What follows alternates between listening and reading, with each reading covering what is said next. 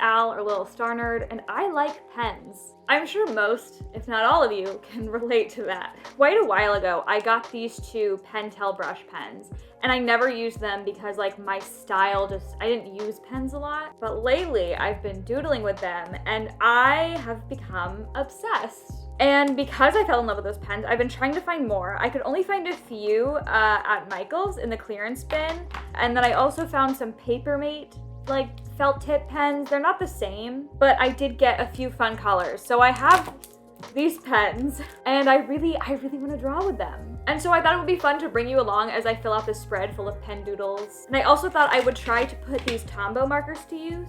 I also got these at Michael's on clearance a while ago, and I really just haven't used them that much. But I think it would be fun to experiment using both of these. I love the colors. I'm really excited. So grab a sketchbook. Let's have a little art date. Let's draw together. Let's go.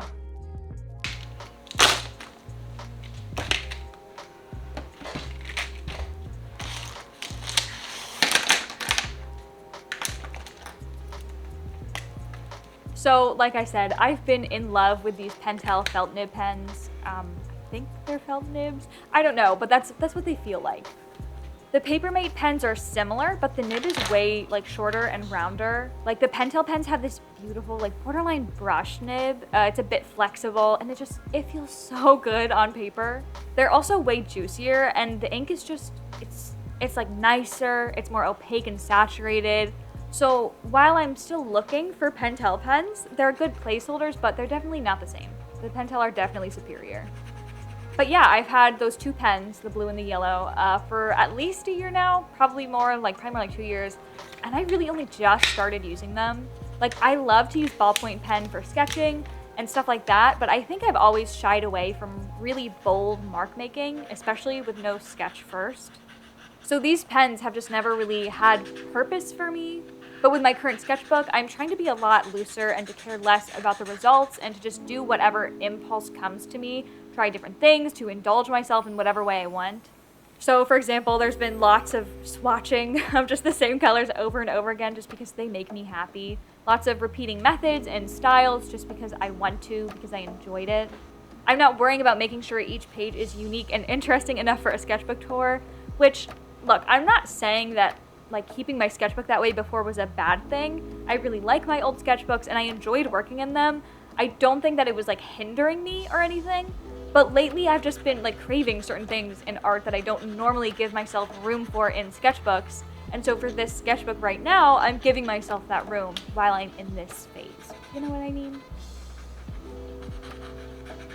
But yeah, pen doodling. I've had so much fun lately with these pens because the results are so satisfying.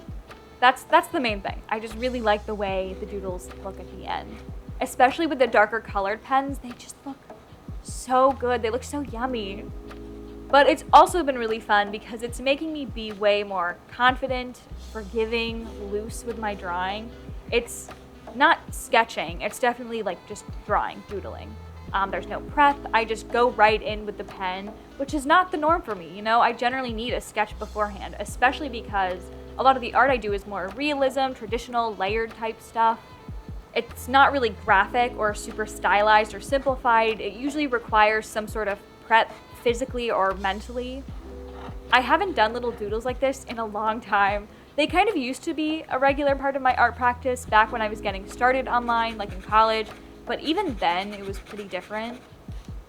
So this is kind of something brand new for me. Not that I've literally never doodled in pen before, but for it to be something regular for me to do, and to do it in this exact way, is definitely new. And I just think it's interesting because it's so different from my regular art and what I enjoy as a viewer of art.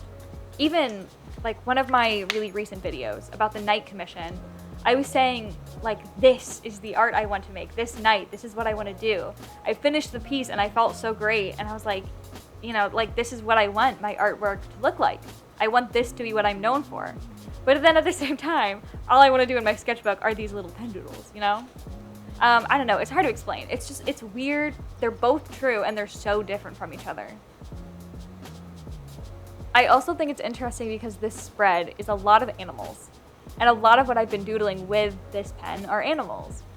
I've been thinking lately, like you guys know, I love drawing birds. I've been drawing birds for a while. I do pet commissions now. I did those tigers recently. It's not new that I'm drawing animals at all. But it's funny to me because growing up, when I did art, and even just a few years ago, I would have told you, like, I hated drawing animals. I don't want to do anything except portraits. All I care about are portraits.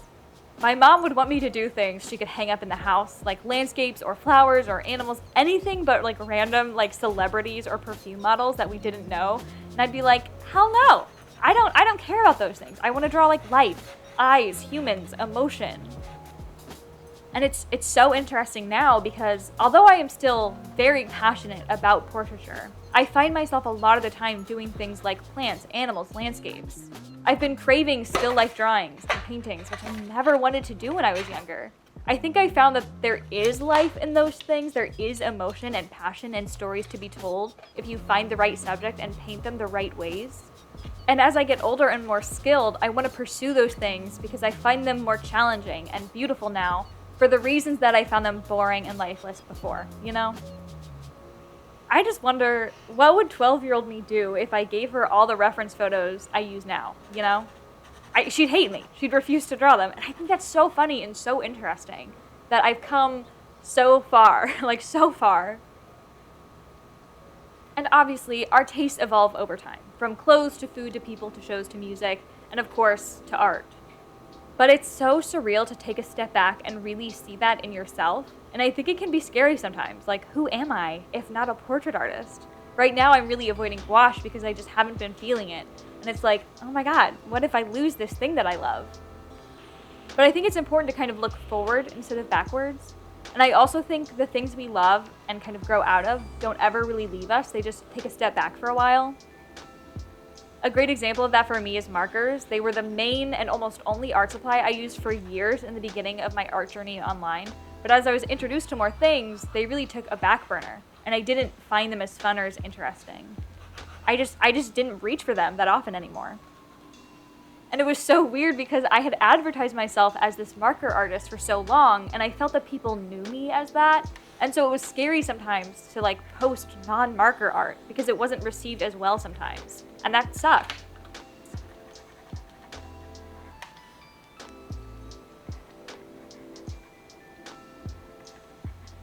And also just like, man, what art am I gonna make if I don't use markers, you know?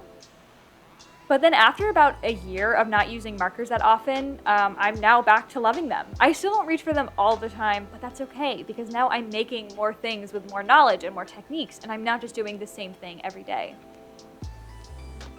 But I've definitely noticed that like there is this cycle to the things that I love, I'm really passionate about for a little bit, and then I maybe explore other things, and those things that I loved aren't as important anymore, but eventually I come back to them. And sometimes that cycle is faster and sometimes it's slower. But I've definitely learned not to be scared when I lose excitement about something because there's always something new to be excited about and that thing will always come back, you know? It's cool to watch your skills develop and knowledge grow and taste change. It's cool to me to do this spread that like a year ago I probably would have found boring. And it's exciting to think about like where this might take me in the future with my art. Oh, another thing about these pens, which I'm sorry, this video is so all over the place. It's a sketch with me. What did you expect? You know, it's a chill video, right? Anyways, something I've been loving about these pens is that they're like pushing me to do new things. Like the other day, I went to the beach and I often will bring my sketchbook in hopes that I'll draw, but then I never do because it's too much work at the beach. Like whatever I do on the beach, it needs to be simple. Not a lot of loose supplies I have to keep track of, streamlined, so like minimal supplies, right? But I also want it to look good, so the supplies need to like be aesthetically pleasing on their own, basically. And I really don't think I've had that kind of art supply before, but these pens! I brought these pens and they were perfect. Easy and quick to use, so I could draw people before they moved. I only needed one pen out at a time so I wasn't like losing things, and they looked good as doodles all on their own. I didn't need a sketch layer, I didn't need to worry about like different supplies for color, or having line art, colored pencil, markers, blending, watercolor, having to worry about, you know, it was so streamlined. Like, I could just do a colorful, bold doodle with one pen, and that was enough on its own. I don't know if any of this made sense, but it was so cool to be able to do something I've wanted to do for years now and actually be able to satisfyingly do it for the first time. And now it makes me want to take these pens out and do all kinds of art in all these kinds of places because I know they'll get the job done and it won't be a hassle. So that's really cool. I really want to do like a messy, detailed botanical drawing with these pens, more sketching people out in public, portraits, doodling landscapes, buildings. Like, I can just see so much cool stuff with these pens, and I'm excited about it. I think it'll also be really great to get me back into plein air as like a first step, because after my first attempt, if you've seen that video, my confidence was knocked down many a peg. But I think something like this, where the process itself is so easy, it could be like a great, first step, like preliminary step for that kind of stuff. A good confidence builder. So I think that's another really cool thing about when your taste changes, you get introduced to like a new art supply or a new artist or a new method. And then those things lead you down this rabbit hole of all these new things to try. And that's really awesome. Yeah, I've gotten quite a few comments or questions about this topic. Like, what do you do when you don't like your favorite art supply anymore? Or people just frustrated that they can't make the same art that they used to. I mean, I get frustrated by that. Like, I used to look at my old sketchbooks all the time and feel frustrated that I wasn't making that kind of art anymore. And of course, I get that feeling. I understand why we feel that way sometimes. When art is such an integral part of you, those growing pains are a lot scarier. It's unnerving to watch yourself move away from something that was so important to you or meant something to you during a really important time. I think a lot of my attachment to my old sketchbooks comes from the fact that those were a sanctuary for me. They meant so much to me. I spent so much time in those books because I really didn't have a life outside of them. So of course, looking back, they seem so much more substantial than they are in reality. Like, I've only just recently started to realize, like, the art isn't that good in those books. Like, I don't know why I thought I was peaking back then. Another crazy thing about my old sketchbooks, like in terms of taste changing and growing as an artist, like I said, my life was lived in those sketchbooks. I didn't have much social life. I felt very isolated. I wasn't super happy. And you can see that reflected in those books. Not only with vent art and sometimes alarming notes to myself, but like the subjects that I drew, I relied a lot on my own characters that I would live vicariously through. Fan art for things that I threw myself into and made friends out of rather than having a real social life. The art was very, I don't know how to say this. It was very internal, I was drawing stuff within me, within my little world. But now I look at my sketchbooks and I see happiness and life. I draw things around me that bring me joy, Florida birds, my dog, plants. I'm looking outward for things that inspire me rather than feeling the need to let all my anger out in my art, I think sometimes I feel less creative because of that, but if it means I'm happier and I'm finding more beauty in the world around me, then I think the trade-off is probably worth it.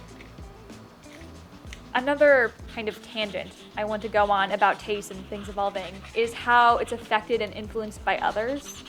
I don't think there's anything wrong with like picking up what's trendy. I really started liking greens because I was seeing it so much from the artists I follow online, landscape artists, people who were using it in funky ways. It was a popular color for a while, and that's why I started liking it. We all pick stuff up from each other, and that's a totally normal part of life, normal part of being an artist.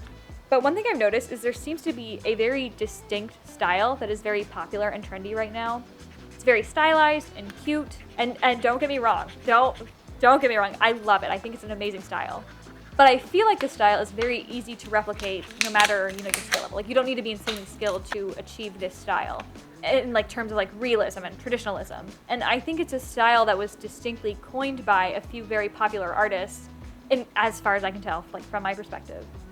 And I feel like I don't want to be mean, but I feel like it's not even a trend in art. It's just that people are kind of ripping off the style. Like, it started as kind of a trendy thing and like it was influencing other artists and it was a fun thing, but then after a while it's just like people just straight up ripping off these artists. And it's been kind of crazy to watch. This ties in, okay, at least in my brain. Because sometimes I'll see an artist who I followed for one thing and like a year later I'll notice their art is like entirely different. Maybe it's a bit more trendy or cutesy or this or that. And sometimes I'll look at my own art and wonder if I'm on the same path, like if my art style is entirely changing. And I don't think that's a bad thing. I really don't. Like, going on with the whole, like, you know, evolving. Like, it's important to evolve. I think if you make art that looks the same or is the same style your entire life, then you're not having fun probably. You're not experimenting. You're not growing or learning or developing. Again, it's a thing that can be scary to see your art style totally and completely change from where it was some time ago, but especially if you're online, it's guaranteed to happen. You pick up stuff from your favorite artists, learn new techniques, develop skills, simplify where you can. Not a big deal. But I think it's important to look out that you're not just copying a style from someone else. I've seen that, you know, I've seen people completely rip off art styles and tout them as their own. Again, totally cool to be inspired by people, influenced by people, but I always feel like what's the point of just copying someone else's art? Like, where do you get any gratification in that? Okay, like, what I'm saying is, if you're doing art online and you're noticing your art evolving and your taste changing because of what you're seeing now, that's awesome. That's amazing. You're learning new things, you're being exposed to new things. But let those changes happen organically to tweak your own art. Don't just, like, copy someone else's artistic identity, you know? I don't mean to say any of that to, like, bring down the mood or to be super mean or super critical. It's just something that I've noticed and I've been wanting to talk about for so long. But it's not worthy of its own video, so I've been trying to find a place where it ties in enough. And I feel like this is the best I can get, you know? Anyways, that's the whole tangent. Let me really quick talk about this spread. Is it the most aesthetically pleasing spread I've ever made? No. Do all the colors go together?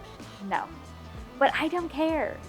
I had a lot of fun. I think there are some real gems in here. Not to mention, I found a few things I want to continue to explore.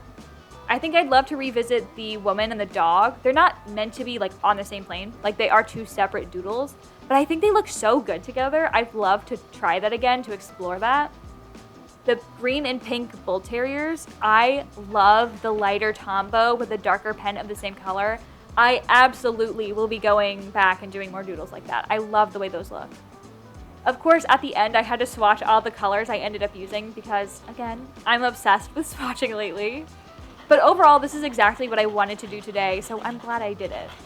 Not only was it like a self-indulgent, fun thing to do, but I had a goal and an image in my head, and I executed it the way I wanted to do, which doesn't always happen. You know, that's something I'm working on, so I'm glad for that. There's the video. I hope you had a fun time. I hope you got some doodling done, or some work done, or a nice little rest in. Thanks for joining me. Thanks for watching. Comment, like, subscribe if you're feeling wacky. Go watch a movie, text your friends, and go do some art.